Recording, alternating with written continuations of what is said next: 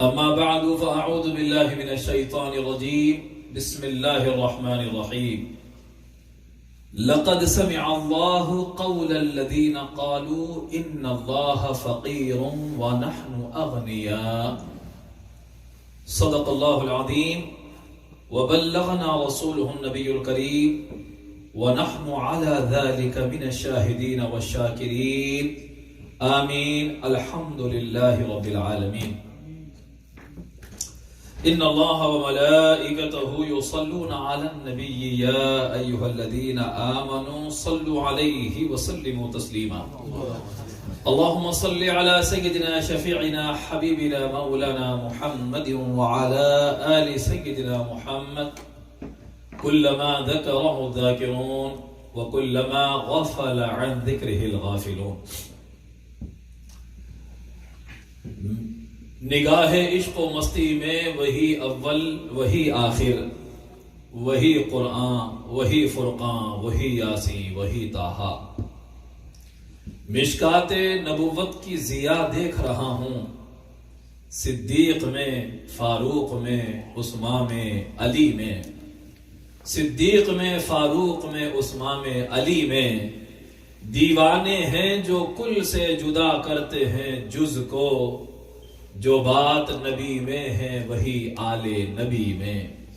جو بات نبی میں ہے وہی آل نبی میں. بے فکر کیا جس نے لعیق اس کے میں قرما، ہر آن اضافہ ہے عنایات نبی میں. اللہ رب العزت کا ہم شکر بجا لاتے ہیں کہ ابناء اسلام مکہ مسجد کے زیر اہتمام آج امیر المؤمنین خلیفۃ المسلمین حضرت سیدنا ابو بکر صدیق رضی اللہ تعالیٰ عنہ کے عرس کے عنوان سے سجائی گئی اس محفل میں ہم سب جمع ہیں. اللہ کا شکر بجا لاتے ہیں کہ پروردگار نے ہمیں حب مصطفیٰ کا چراغ عطا فرمایا اور مودت اہل بیت کی روشنی عطا فرمائی اور تعظیم صحابہ اور نسبت مصطفیٰ سے محبت خلفائے راشدین، ان کی اطاعت کا، ان کی اتباع کا ہم کو جذبہ عطا فرمایا. ہم وہ ہیں جسے آقا کریم کی ہر نسبت عزیز ہے. جہاں اہل بیت کرام کے ہم فدائی ہیں، ان کے موالی ہیں، وہی ہم صحابہ کرام رضوان اللہ تعالی علیہم اجمعین خلفائے راشدین کی ناموس کے بھی محافظ ہیں. چونکہ یہ پیارے مصطفیٰ کے منظور نظر ہے، یہ آقا علیہ السلام کے خدام ہیں، یہ حضور سرکار مدینہ کے بہترین ساتھی ہیں.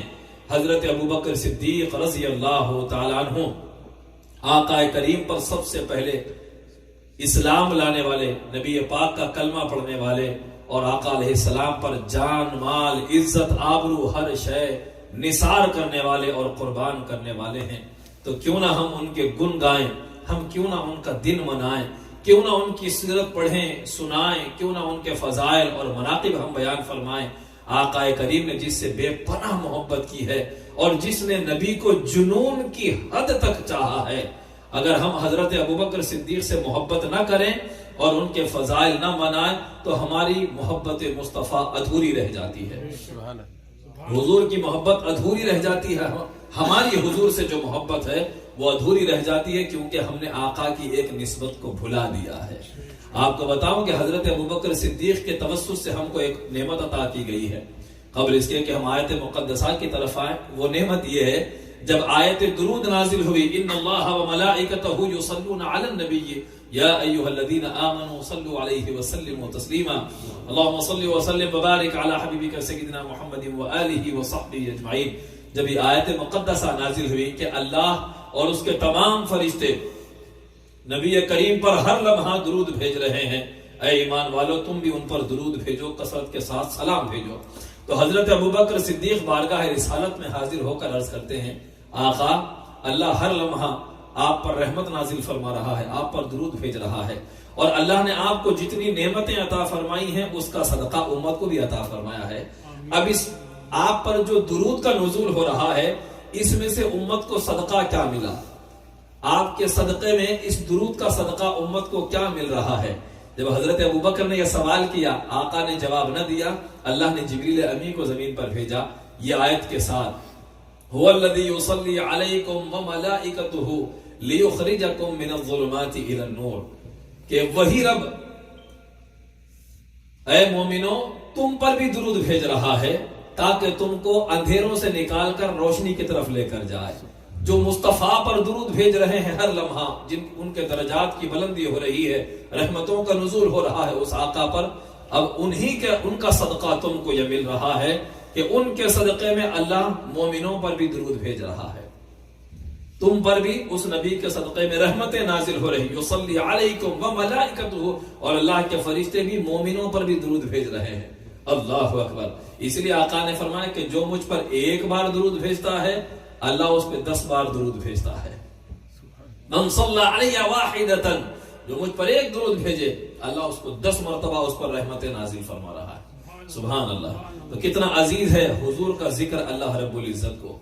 جیسے آپ کوئی نعت پڑھتا ہے تو نظر پیش کرتے ہیں، سیدھی سی بات ہے نا، تو اب یوں سمجھ لیں کہ ہم ایک نعت پڑھنے والے کو ادباً نظر پیش کرتے ہیں، اور اللہ حضور پر درود پڑھنے والے پر 10 مرتبہ درود کا عطیہ فرما رہا ہے، اس پر رحمت نازل فرما رہا ہے، اس کے 10 گناہ معاف کر رہا ہے، 10 نیکیاں عطا فرما رہا ہے، اس کے 10 درجات کو بلند فرما رہا ہے۔ تو حضرت ابوبکر صدیق کے توسط سے امت پر اللہ رب العزت نے اس نعمت کا اور اس کرم فرمائی کا اظہار فرمایا ہے۔ ایک مرتبہ مدینہ شریف میں حضرت ابوبکر صدیق رضی اللہ تعالی عنہ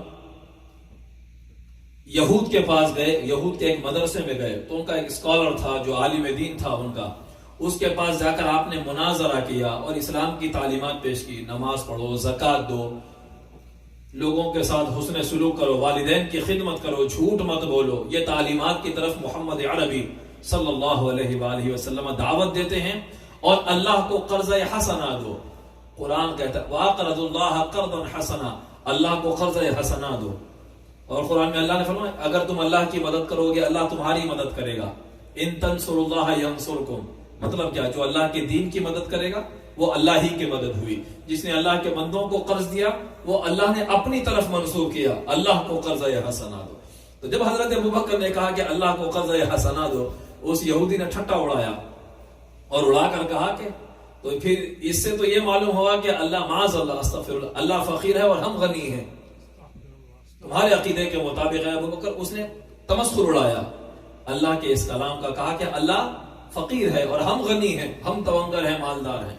تو حضرت ابوبکر صدیق جیسے ہی اس کی گستاخی سنی، اس کو ایک آپ سے رہان آ گیا اور آپ نے تماچا رسید کر دیا، وہ فوراً بارگاہ مصطفیٰ میں حاضر ہوا اور عرض ہو کر شکایت کیا حضرت ابوبکر کی۔ آپ نے کہا یا رسول اللہ، اس نے ایسے جو نازیبا کلمات اللہ کی شان میں کہیں، اسی لیے میں نے تماچا رسید کر دیا، جذبات پر قابو نہ رکھ سکا۔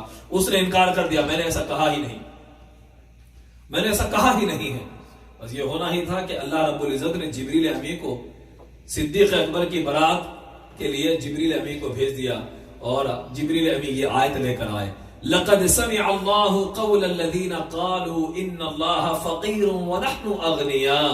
اے پیارے مصطفیٰ یہ پیغام سن لیجئے، اللہ نے سنا ہے اس کہنے والے کی بات کو جس نے کہا ہم فقیر ہیں اور ہم غنی ہیں اور اللہ فقیر ہیں، اللہ نے سن لیا، یہ جھوٹ بول رہا ہے، کوئی اور سنے کہ نہ سنے، ابوبکر کی حمایت اللہ کر رہا ہے کہ اللہ نے اس کی گستاخی کو سن لیا۔ تو قرآن میں یہ گواہی آئی حضرت ابوبکر صدیق کو، وہ جھوٹا ثابت کر رہا تھا کہ ناحق انہوں نے مجھ پر ظلم کیا ہے، اللہ نے حضرت ابوبکر کی برات میں آیت نازل فرما دی۔ اللہ، اور ادھر ام المومنین کی شان میں بھی وہ بھی ایک طویل واقعہ ہے، انشاءاللہ کسی موقع پر سنایا جائے گا۔ آپ کے فضائل و مناقب، ہم نے جمعہ میں بھی آپ کے اسلام لانے کا قصہ جمعہ کے خطبے میں سنایا، لیکن چونکہ باضابطہ اسے ریکارڈ نہیں کیا گیا اس لیے سنا رہے ہیں، چونکہ ہماری بہنیں بھی یہاں بیٹھ کر پس پردہ سن رہی ہیں تو ان کو بھی یہ واقعہ سنا دیا جائے۔ حضرت ابوبکر صدیق رضی اللہ تعالیٰ عنہ اسلام سے پہلے بھی آپ کے مزاج میں پاک بازی تھی اور آپ موحد تھے، چنانچہ بچپن میں آپ کے خاندان والوں نے آپ کو بت پرستی کے لیے لے جا کر بت کے سامنے کھڑا کیا، تو آپ نے بت سے مناظرہ کیا اور کہا میں بھوکا ہوں مجھے کھانا دے، میں ننگا ہوں مجھے کپڑے دے، میری حاجت ہے تو پوری کر۔ وہ بت کچھ نہیں کر رہا تھا، تو آپ نے کہا اپنے خاندان والوں سے، آپ کے والد تھے لے جانے والے، بلکہ یہ تو مجھے کھانا نہیں کھلا سکتا، میں کیا اس کی پرستش کروں. تو بچپن سے آپ کا یہ مزاج رہا ہے. تو والد جا کر والدہ سے کہتے ہیں، شکایت کرتے ہیں کہ دیکھو تمہارا بیٹا ایسا کر رہا ہے.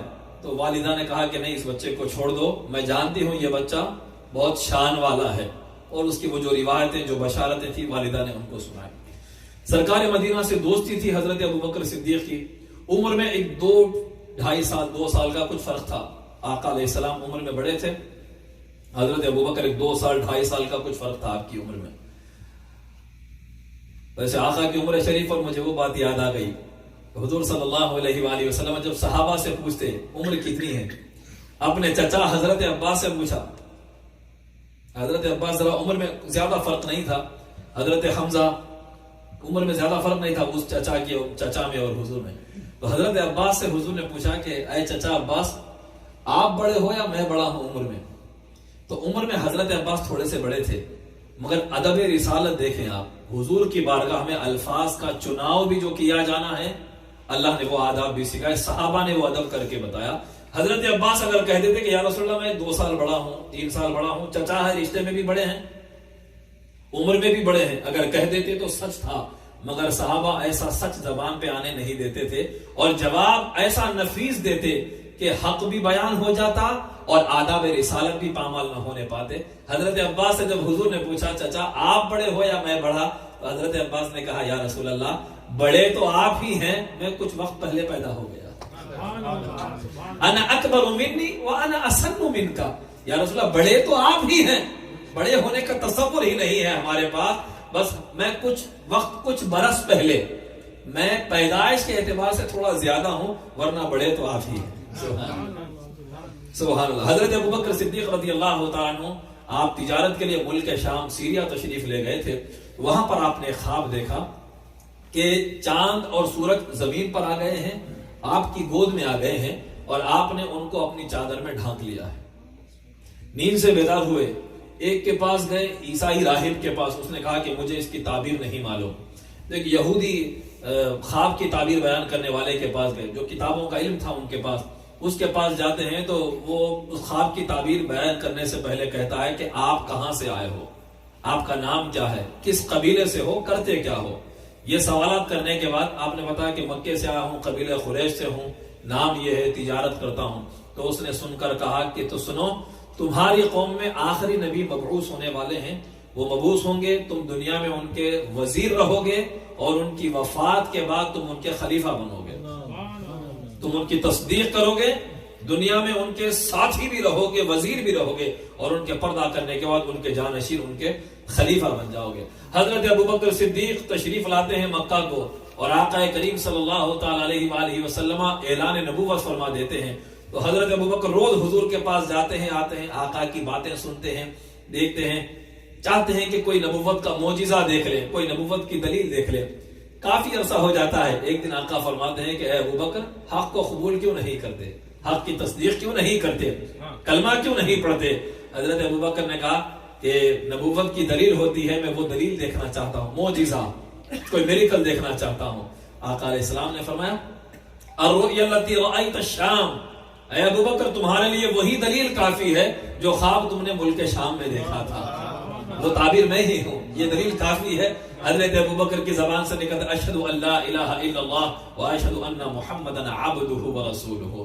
تو اس سے یہ پتا چلا حضرت ابوبکر کا عقیدہ یہ تھا جو نبی ہوتا ہے وہ غیب کی خبر رکھتا ہے، کون کس ملک میں کیا خواب دیکھ رہا ہے، کس کے سینے میں کیا خیال گزر رہا ہے، کون کیا کر چکا ہے، کیا کرنے والا ہے، اللہ نبی کو یہ سارا کچھ علم دے دیتا ہے. کچھ لوگوں کا عقیدہ ہے کہ نبی کو پیٹ پیچھے کی خبر نہیں، وہ ان کا نبی ہوگا.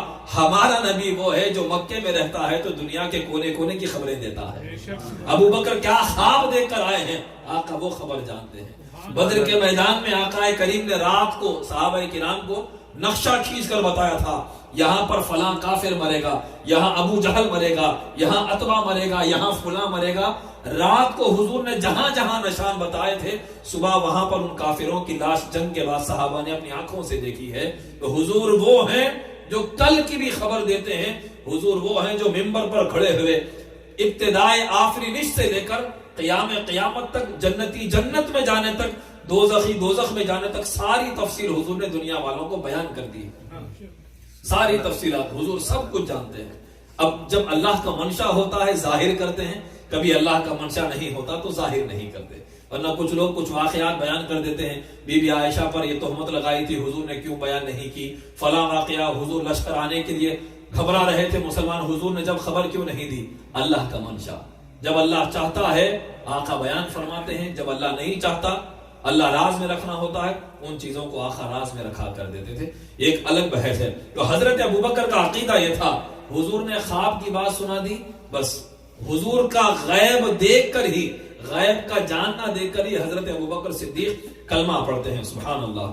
سب سے پہلے حضور کے گھر میں، بارہا کہتا ہوں، حضور کے گھرانے کے بعد پہلے بی بی خدیجہ، حضرت علی، حضور کے غلام زید پہلے مسلمان گھر میں ہو چکے تھے، لیکن گھر والے ہوں تو ٹھیک ہے، باہر کی دنیا میں اسلام قبول کرنا یہ ایک بہت بڑی بات تھی۔ یہ تو گھر والے ہی ہیں، گھر والے مان لیے، باہر ایک بہت بڑا چیلنج تھا، کون قبول کرے؟ یہ حصہ حضرت ابوبکر صدیق رضی اللہ تعالیٰ عنہ کے دامن میں آتا ہے اور آپ کلمہ پڑھ لیتے ہیں۔ پھر اس کے بعد ایک صحابی کہتے ہیں کہ حضرت ابو امامہ باہلی کہتے ہیں کہ مجھے عمر بن ابسا رضی اللہ تعالیٰ عنہ نے خبر دی ہے، قال اتیت رسول اللہ صلی اللہ علیہ وآلہ وسلم وهو نازل بعکاظہ، کہ میں حضور صلی اللہ علیہ وآلہ وسلم کی خدمت میں حاضر ہوا اور آپ عکاظ کے مقام پر تشریف فرما تھے۔ قلت یا رسول اللہ من اتبعک علی هذا الامر، یا رسول اللہ اس دین میں سب سے پہلے آپ کی اتباع کس نے کی ہے؟ آپ کے پیغام کو اس دین میں سب سے پہلے کس نے قبول کیا؟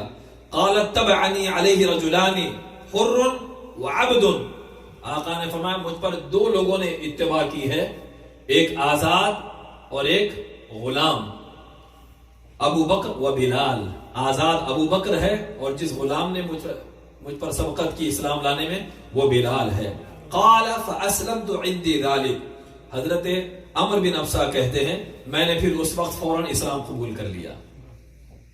سبحان اللہ۔ اور حضرت ابوبکر کو صدیق کیوں کہا جاتا ہے؟ حضرت ابوبکر کا نام عبداللہ بن عثمان ہے، ابوبکر نام نہیں ہے، یہ کنیت ہے۔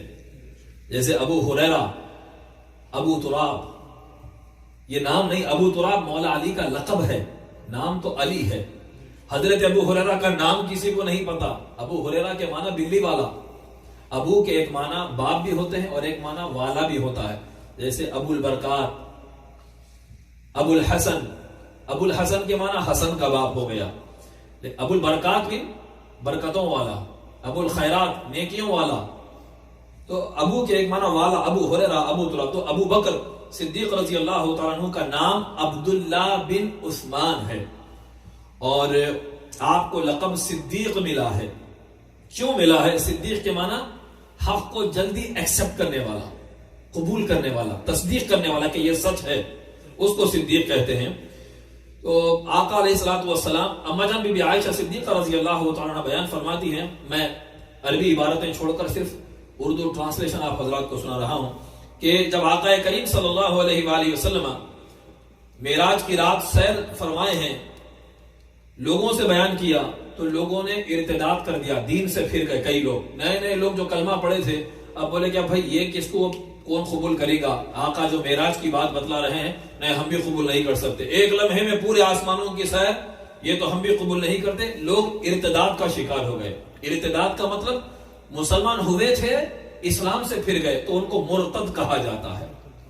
تو ایسا پھر جانے کو ارتداد کہتے ہیں، مرتد ہو گئے وہ لوگ۔ فَارْتَدَّ النَّاسُ مِمَّنْ كَانَ وَآمَنُوا بِهِ وَصَدَّقُوا، پہلے جو مسلمان ہوئے تھے، وَسَعَوْا بِذَلِكَ إِلَىٰ أَبِي بَكْرٍ، حضرت ابوبکر کے پاس گئے، جا کر کہتے ہیں کہ وہی لوگ جو اسلام سے پھر گئے، یہ دیکھو حضور جو ہے محمد عربی صلی اللہ علیہ وسلم اس طرح کی باتیں کر رہے ہیں۔ فَقَالُوا هَلْ لَكَ إِلَىٰ صَاحِبِكَ يَزْعَمُ أَنَّهُ أُسْرِيَ بِهِ اللَّيْلَةَ إِلَىٰ بَيْتِ الْمَقْدِسِ، کیا ابوبکر کیا تم یہ گمان کرتے ہو کہ تمہارے صاحب واقعتاً معراج کی سیر کیے، مسجد اقصی تک گئے ہیں؟ قال او قال ذلك، حضرت ابوبکر صدیق رضی اللہ تعالیٰ عنہ فرمایا او قال ذلك قالوا نعم قال لئن كان قال ذلك لقد صدق.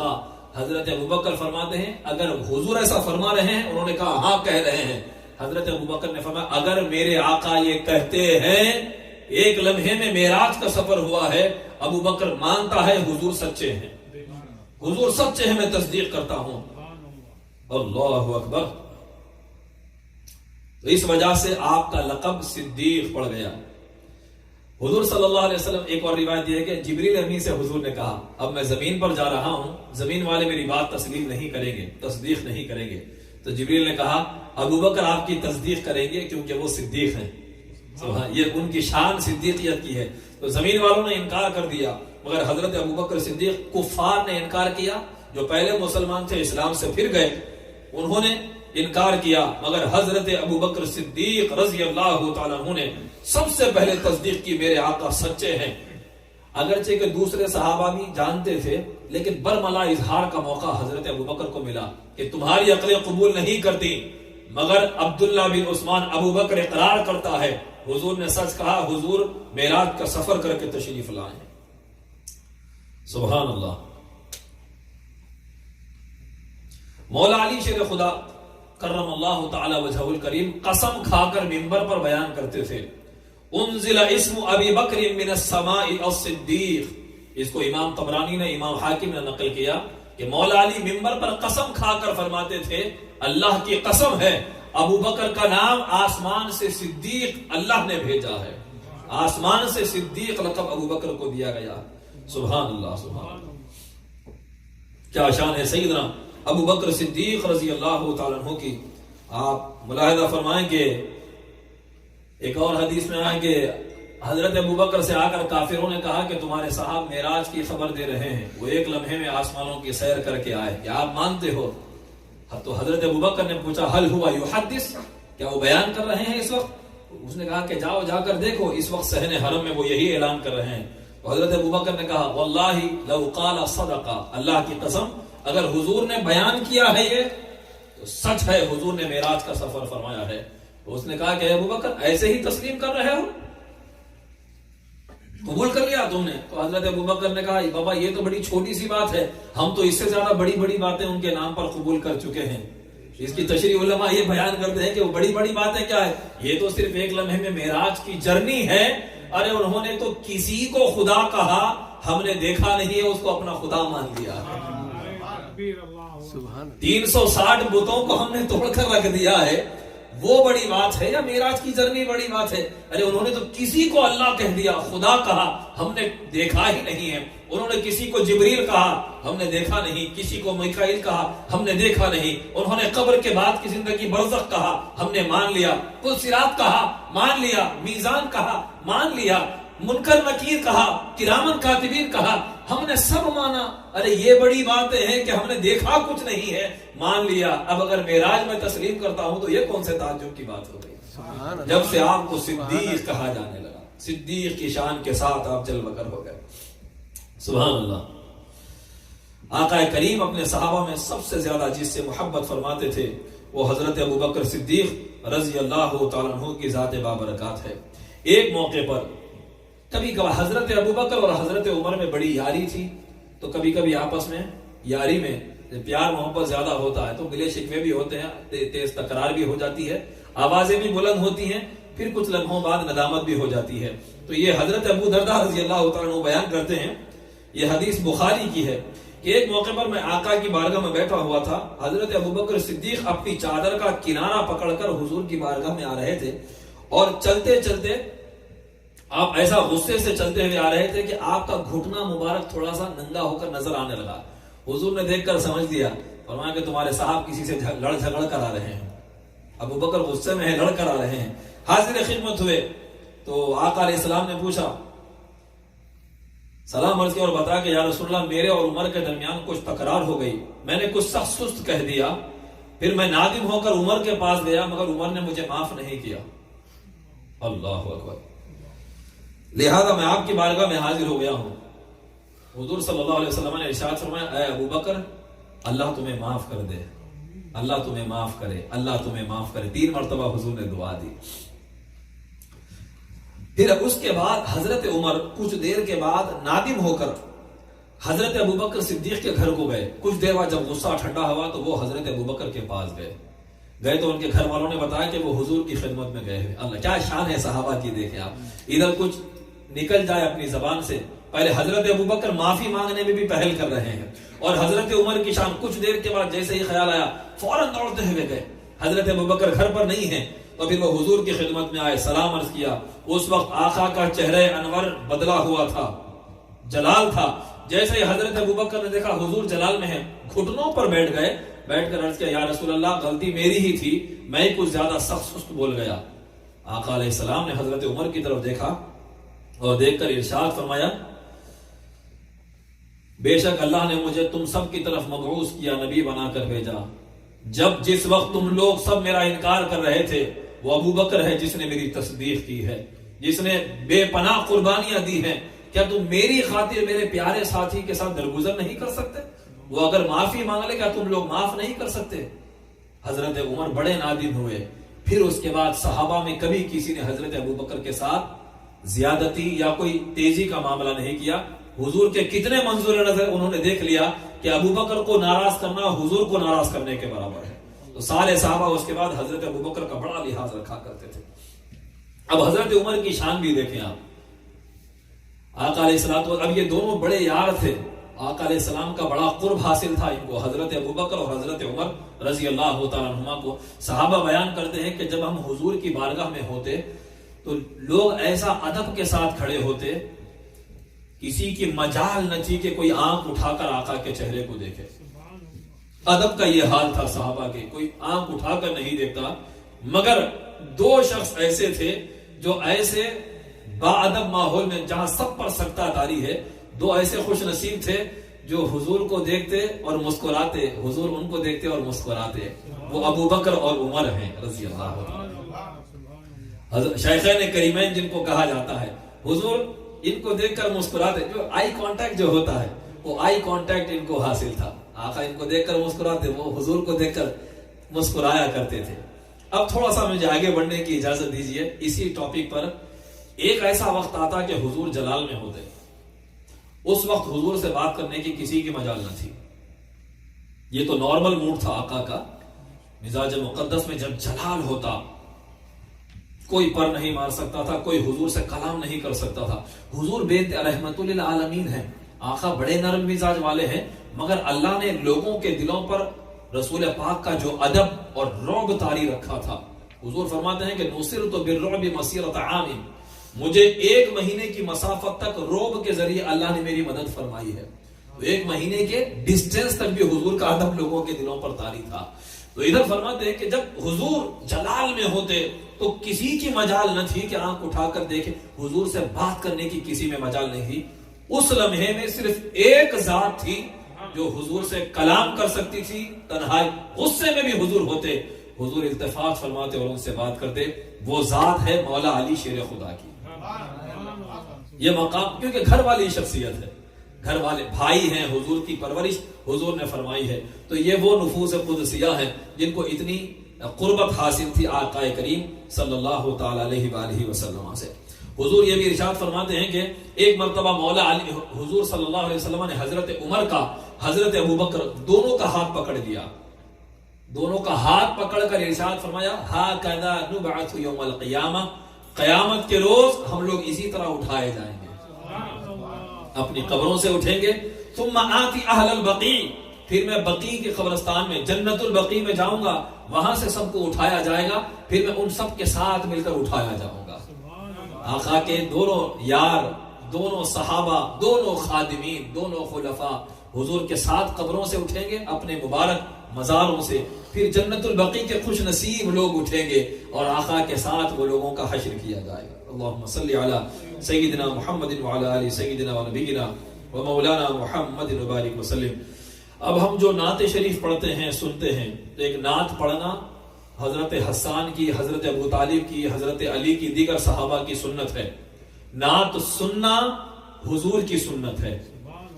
مگر نعت شریف میں بھی جو ہمارے بزرگوں کا مزاج تھا، خانقاہی جو آداب تھے، وہ نعت خوانی جس میں ادب رسالت رہتا ہے، حقیقتاً وہ نعت خوانی نہیں جہاں ڈیمانڈ کر کے 1 لاکھ کا لفافہ دیں تو جائیں گے. باضابطہ آج کل مارکیٹ چل رہی ہے نعت خوانی کی، ایک لہر چل گئی ہے. وہ جو ایک عوام نے بنایا وہ ایک الگ ہے، اس میں جس کا اخلاص جتنا ہوگا اتنا اجر ملے گا. ہم ٹوٹلی اس کو بھی خراب نہیں کہہ سکتے چونکہ محفل آقا کی ہے، نعت حضور کی ہے. لیکن جو آداب بارگاہ رسالت میں تھے، محفل نعت کے وہ آداب بزرگوں کی محافل میں، خانقاہوں میں آج بھی دیکھے جاتے ہیں. تو نعت پڑھنا حضرت حسان کی سنت اور نعت سننا رسول پاک کی سنت ہے. حضور صلی اللہ علیہ وسلم نے ایک موقع پر فرمایا کہ اے حسان، کیا تم نے ابو بکر کی شان میں بھی کچھ لکھا ہے؟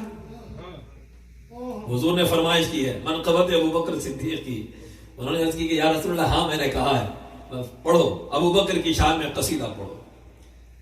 تو یہ حضور کا ایک مزاج تھا، آقا علیہ الصلوۃ والتسلیم کے مزاج میں، چونکہ عرب میں شعر کا بول بالا تھا، اشعار قصیدوں کا. تو آقا علیہ السلام بھی اپنی قوم کے ساتھ اسی مزاج والے تھے کہ اشعار سنا کرتے. آپ قرآن دیکھیں تو قرآن کیا ہے، آپ کو ایک ایسا کلام لگے گا جس میں جھومنے کو جی چاہتا. الرحمن علم القرآن خلق الانسان علمہ البیان. کیسا لگ رہا ہے آپ کو؟ سارا قافیوں میں رچا ہوا بس کلام آپ کو لگ رہا ہے. بعض لوگ اشعار پڑھتے ہی چہرے بگاڑ لیتے ہیں، نعت پڑھتے ہی چھڑچھڑاہٹ کا اظہار کرتے ہیں. ان کو سمجھ نہیں آتا کیونکہ شعر فہمی ان کو حاصل نہیں ہوتی، شعر سے ان کا کوئی تعلق نہیں ہوتا. شعر ان کو سمجھ میں آتے ہیں جو نبی کے شعر ہوا کرتے ہیں. جو اسلام کے شعر ہیں ان کو اشعار شعر سمجھ میں آتے ہیں. تو حضور سارے شعر بیٹھے ہوتے، علی شعر خدا، حمزہ شعر خدا، سارے شعر بیٹھ کر نبی کی شان میں شعر سنا کرتے تھے. نبی نے کہا کہ اے حسان، میرے شعر ابو بکر کی شان میں کوئی شعر تم نے کہے ہیں؟ یہ میرا اپنا ترجمہ ہے. ابو بکر کی شان میں کوئی شعر کہا؟ یا رسول اللہ کہا ہے، پڑھ کر سناؤ. تو حضرت حسان نے پڑھ کر سنائے. ثاني اثنين في الغار المنيف وقد طاف العدو به إذ صعد الجبل وكان حب رسول الله قد علموا من البرية لم يعدل به رجلا. وہ دو میں سے ایک تھے جب غار میں تھے. وہ دو میں کا ایک ہے جب وہ دو غار میں تھے، اور جب وہ پہاڑ پر چڑھ رہے تھے تو دشمن ان کے ارد گرد ان کی تلاش میں بھٹک رہے تھے. اور وہ رسول پاک کے سب سے محبوب ہیں. سارے صحابہ کو اس بات کا علم ہے. وہ نبی کا سب سے چہیتا ہے اور نبی اس کے برابر کسی کو نہیں سمجھتے ہیں. یہ حضرت حسان نے پڑھا تو حضور مسکرائے، اتنا مسکرائے کہ آقا کے دندان مبارک چمکنے لگے. حضور کو اتنا ہنسی آئی اور حضور نے فرمایا صدقت یا حسان وَهُوَ كَمَا قُلْتَ. اے حسان تو نے سچ کہا ہے، واقعی ابو بکر میرے نزدیک ایسا ہی ہے جیسا تو نے کہا ہے. میں ابو بکر کے لیول میں کسی کو نہیں لاتا. سبحان اللہ. تو صحابہ کے مجمع میں یہ کہا تھا کہ یعنی کہ تم جتنے ہو تم سب میں حضور ابو بکر کے برابر کسی کو نہیں سمجھتے. تو اس مجمع میں کہا تو حضور کو ہنسی آ گئی کہ واقعتاً ابو بکر یہی ہے میرے نزدیک، میں ابو بکر کے برابر کسی کو نہیں سمجھتا. اللہم صلی علی سیدنا محمد وعلى آل سيدنا محمد وبارك وسلم. صلی اللہ علی نبی الامی وآلہ صلی اللہ علیہ وآلہ وسلم. صلاۃ و سلام علیک یا رسول اللہ صلی اللہ تعالی علیہ وسلم. اب آپ کا ایثار ترمذی ابو داؤد کی حدیث ہے. آقا کریم نے صدقہ دینے کا حکم فرمایا تو حضرت عمر نے سوچا کہ اب میں ابو بکر سے آگے بڑھ جاؤں گا. کمپٹیشن تھا نیکیوں میں ان کا.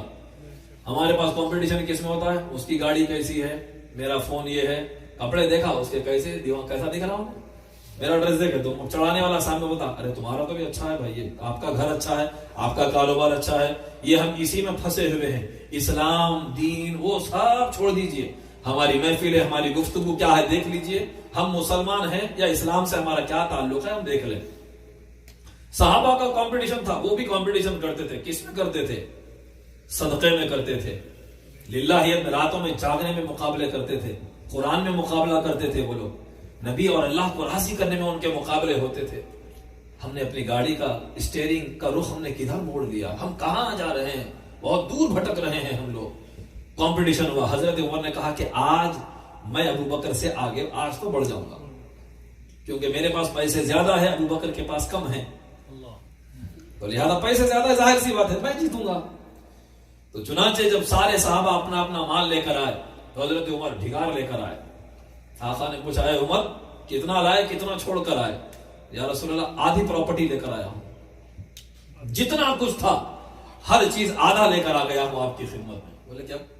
یعنی کہ وہ جو آدھا تھا ابو بکر کے پورے سے زیادہ تھا, وہ آدھا لے کر آ گئے. ادھر سیدنا ابو بکر صدیق رضی اللہ تعالیٰ عنہ تشریف لے آتے ہیں. اللہ فقال یا ابا بکر, آقا نے پوچھا, نبی پر جان نثاری دیکھیں. آقا پوچھتے ابو بکر ما بقیت لأہلک, گھر والوں کے لیے کیا چھوڑ کر آئے ہو؟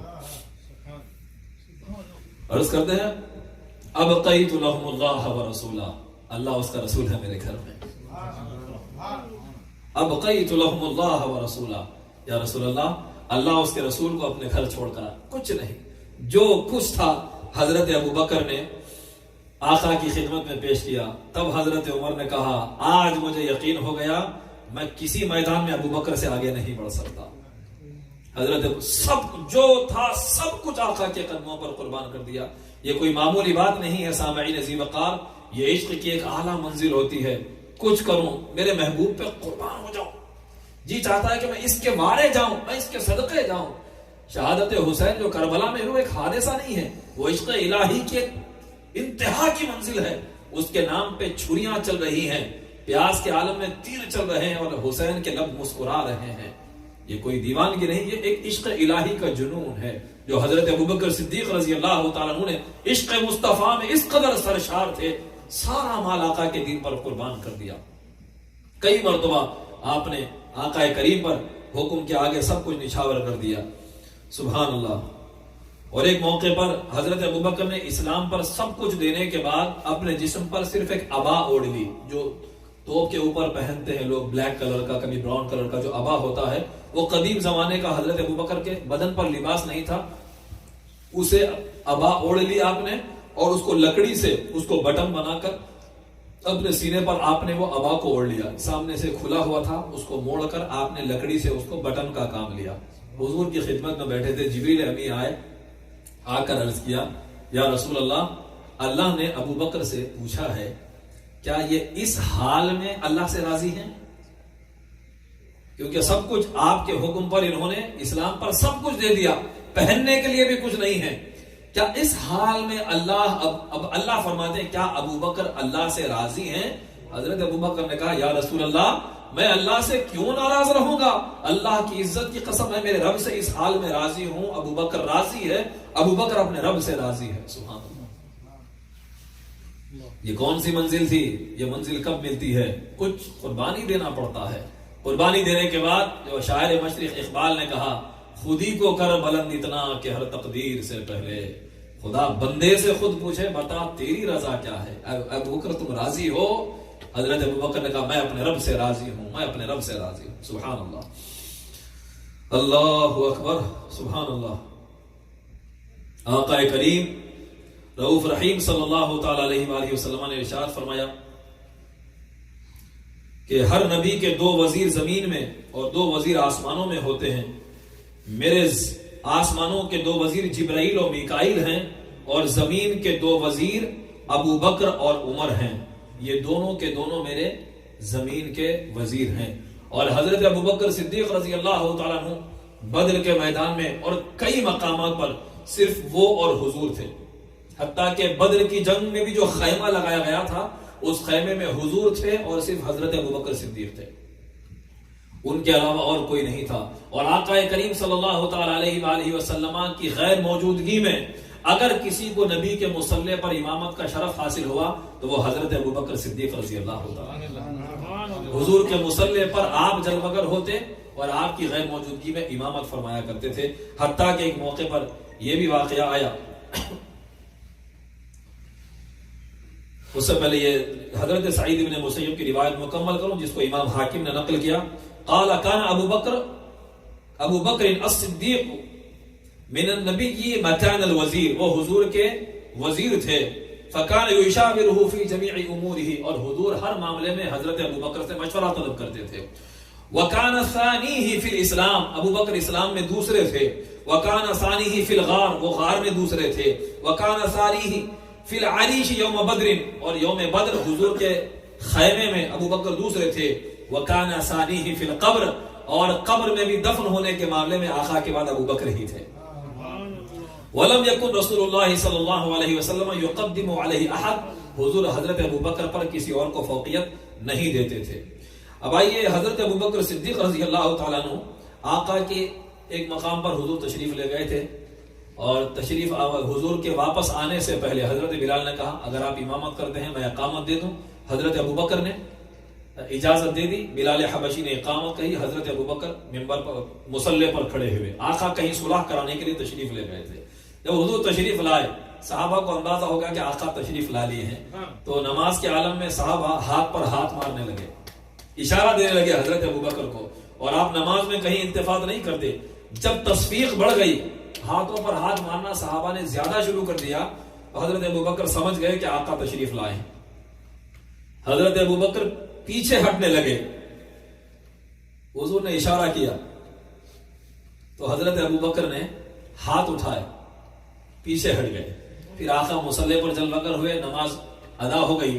نماز کے بعد پوچھا اے ابو بکر، میں نے حکم دیا تھا تو پھر تم کو کس نے منع کیا امامت کرنے سے؟ تو حضرت ابو بکر نے کہا ابو قحافہ کے بیٹے ابو بکر کی کیا مجال کہ رسول پاک جلوہ گر ہوں اور مصلی پر ابو بکر کھڑا ہو، یہ میری اوقات نہیں، یہ میری اوقات نہیں۔ حکم تھا، قرآن کہتا ہے کہ نبی تمہیں جو حکم دے اس کی تعمیل کرو، جس نے نبی کی اطاعت کی اس نے اللہ کی اطاعت کی، مگر جہاں حکم اور ادب کا ٹکراؤ ہو جائے تو ابو بکر نے حکم کو چھوڑا، ادب کو اپنایا۔ اس ہر جگہ حکم ماننا بہتر ہے، مگر جہاں ادب آ جائے تو حکم نہ مان کر ادب کو اختیار کرنا ابو بکر کا ایمان ہے۔ ہر جگہ اطاعت کی بات نہیں، کہیں ادب ہوتا ہے، اور جہاں ادب آ جائے تو اطاعت بھی خاموش کھڑی ہو جاتی ہے۔ مثال کے طور پر وہ واقعہ سناؤں، مقام صحبہ تھا، نبی نے عصر کی نماز ادا کر لی تھی اور علی مرتضیٰ نے نماز ادا نہیں کی تھی۔ علی کی گود میں نبی نے سر رکھا، نبی آرام فرما گئے، نماز عصر کا وقت ختم ہوتا جا رہا ہے، علی سورج کو دیکھتے ہیں، نبی کو دیکھتے ہیں، سورج کو دیکھتے ہیں، غروب ہو رہا ہے، نماز ادا نہیں کی ہے۔ وہ کون ہے؟ وہ علی ہے جس کے بیٹوں نے کربلا میں نماز پڑھنا سکھایا ہے۔ وہ علی ہے جو نماز میں تیر لگ جائے اور نماز میں وہ تیر نکالا جائے اس کو خبر بھی نہیں ہوتی، وہ علی کی نماز قضا ہو رہی ہے۔ اطاعت کہتی ہے اے علی نماز کا وقت جا رہا ہے، ادب کہتا ہے خاموش، آواز نہ دینا، نبی آرام کر رہے ہیں۔ تو علی نے اطاعت کی منزل چھوڑی اور نبی کے ادب کے آگے ہاتھ باندھے خاموش رہے۔ نبی نے سر اٹھایا، وقت ختم ہو گیا، اے علی نماز نہیں پڑھی تھی؟ میں کہتا ہوں کہ یہ علی کی آزمائش تھی، بلکہ علی نہیں، علی کے ذریعے امت کو ہدایت دی جا رہی تھی۔ مقام مصطفیٰ کیا ہے امت کو پتا چلے۔ علی نے نماز نبی پر قربان کر دی۔ اس کے بعد نبی نے پوچھا اے علی نماز پڑھی؟ آقا نماز نہیں پڑھی ہے۔ آقا علیہ السلام نے ہاتھ اٹھائے، دعا فرمائی اللہم ان علی کان فی طاعتک و طاعت رسولک، اے اللہ علی تیری اور تیرے نبی کی اطاعت میں تھا، تیرے اور تیرے نبی کی اطاعت میں تھا، سورج کو واپس لوٹا دے۔ سورج پلٹ کر آیا، علی نے پھر نماز ادا فرمائی، قضا نہیں ہوئی۔ علی کی خاطر ڈوبے سورج کو نبی نے واپس لوٹایا اور علی کی محبت اور ادب کو رسوا ہونے نہ دیا۔ تو یہ صحابہ کا طریقہ ہے، نبی کا ادب سب سے بڑی عبادت ہے، یہ بات یاد رکھیں۔ حضور کا ادب ہی ایمان ہے۔ لوگ نمازوں کی بات کرتے ہیں، تلاوتوں کی بات کرتے ہیں، بات اچھی ہے، مگر ادب مصطفیٰ سے دور لے جاتے ہیں۔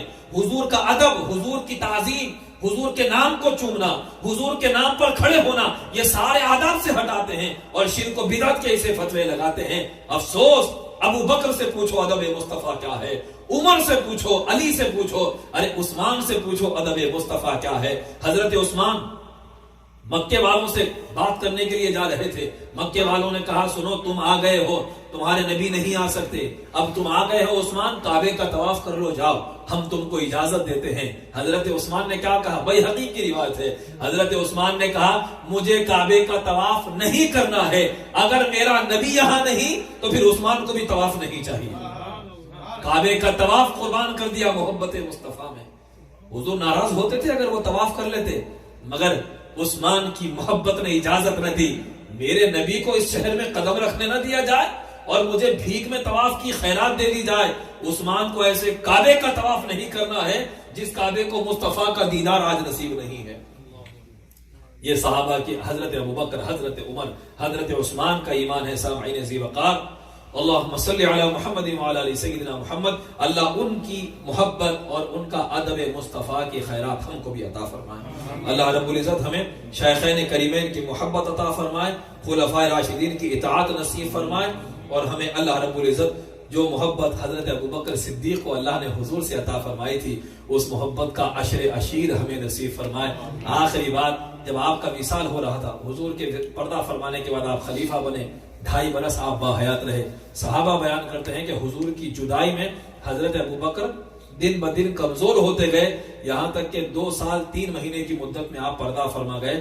حضور 63 برس کی عمر میں وصال فرماتے ہیں، ابوبکر بھی 63 برس کی عمر میں پردہ فرما گئے، اور وصیت فرمائی کہ جب میری روح نکل جائے تو میرے جنازے کو لے جانا، آقا کے روضے کے سامنے رکھنا اور آواز دینا، یا رسول اللہ، ابوبکر آپ کے پہلو میں آنا چاہتے ہیں، کیا اجازت ہے؟ اگر اجازت ملے تو مجھے دفن کر دینا، ورنہ پھر عام مسلمانوں کے قبرستان میں دفن کر دینا. اس کو امام فخر الدین رازی نے تفسیر کبیر میں لکھا ہے. اس واقعے کو لے جا کر جنازہ رکھا گیا. جنازہ رکھتے ہیں، خود بخود آقا کے حجرے کا دروازہ کھل جاتا ہے، آواز آتی ہے، ادخل الحبیب الی الحبیب، لاؤ دوست کو دوست کے پہلو میں دفن کر دو. حضرت ابوبکر صدیق رضی اللہ تعالیٰ عنہ کو آقا کے پہلو میں دفن کر دیا گیا. اب وہ قیامت تک حضور کے پہلو میں ہیں. جتنے لوگ دربار مصطفیٰ میں جاتے ہیں وہ حضور کے ساتھ ساتھ حضرت ابوبکر، حضرت عمر کو بھی سلام کرتے ہیں. اللہ پاک ہم سب کو اس دیار کی حاضری نصیب فرمائے. وآخر دعوانا ان الحمد للہ رب العالمین.